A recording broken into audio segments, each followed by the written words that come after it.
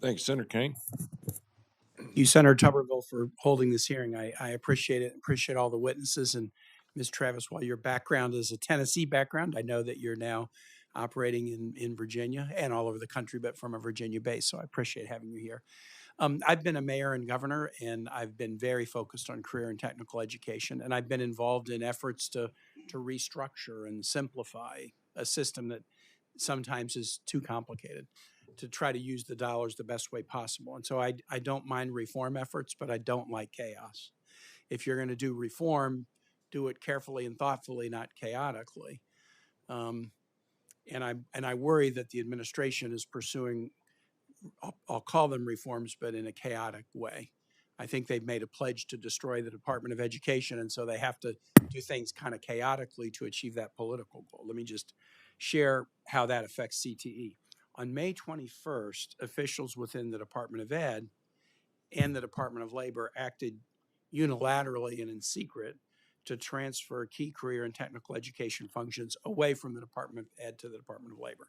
Now, you could imagine a world where you'd have the two secretaries come and talk to the help committee and say, we've really thought about this, and this would be better to operate these functions in the Department of Labor, and here's a plan for the way to do the transition. That did not happen. A decision was made unilaterally and in secret to do the transfer. The Trump administration did not formally announce this until July 15, about 6 weeks later, after the decision was made. The decision did get tipped off, though, because there were court cases where it came out in court documents that this was being done. Since then, this transfer has just led to significant chaos for states and districts learning to comply with new policies, learning to even become aware about what the policies are. In September, grantees were abruptly informed that they had 6 hours to draw down federal funds for the remaining fiscal year, and no clear timeline was given to them for when remaining funds would be available again. States were informed that payments would be transferred to a new software system. And of course, there was a host of administrative issues then that left states unable or less able to set up their new accounts successfully. For whatever reason, Virginia's school districts are still waiting on their federal Perkins dollars that were due to them at the beginning of the fiscal year in October. The administration is celebrating this as a successful implementation, saying that 43 states are now onboarded to the latest administrative payment system. But just saying somebody's onboarded to a new payment system is not the measure of whether this is successful. So, Mr. Wright, I want to ask you this in your role with the state. How does the federal government's abrupt and often unclear guidance and changes affect the ability for programs to be run successfully and ultimately for students to succeed? Absolutely.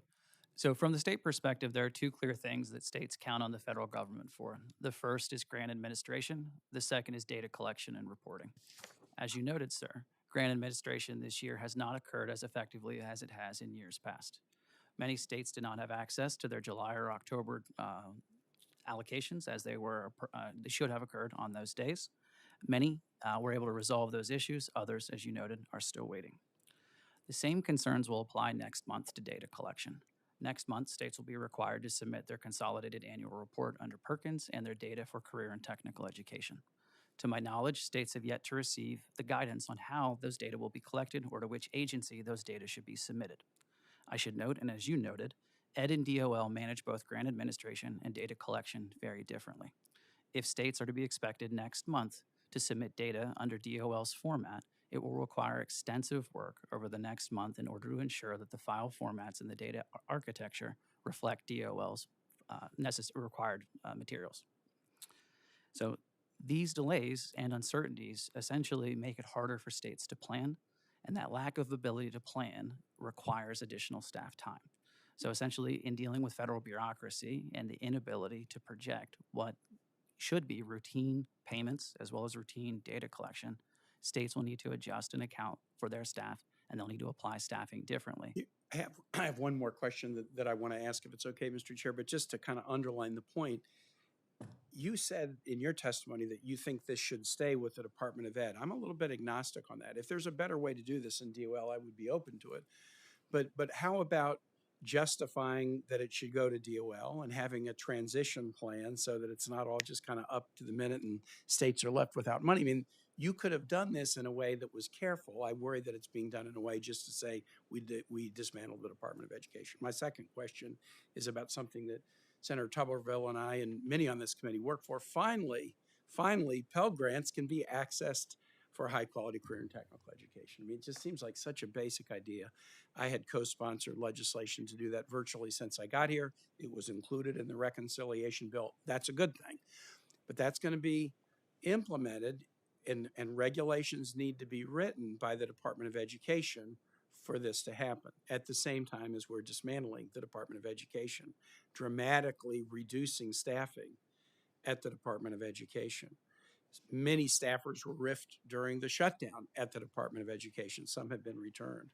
Can states, how can this wonderful advance, Pell Grant for high quality CTE, be effectively implemented by a department that is pledged to eliminate itself? So I think it will be very difficult. So essentially, Workforce Pell needs to integrate with existing CTE, WIOA, and 2- and 4-year degree programs, as well as states' registered apprenticeship systems.